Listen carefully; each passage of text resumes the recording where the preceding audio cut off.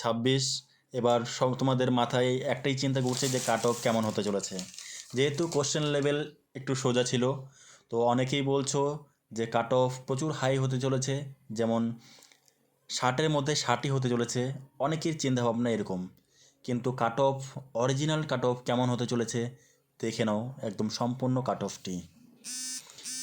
যারা ইউআর রয়েছো তাদের 53-র বেশি যাবে না।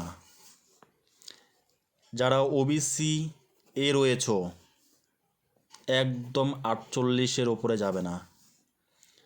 OBC B 50। যারা এসসি রয়েছো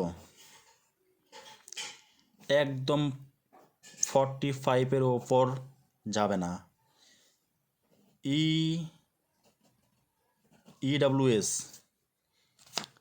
43। এই কাট অফের বাইরে কোনো দিনও কাট অফ হবে না।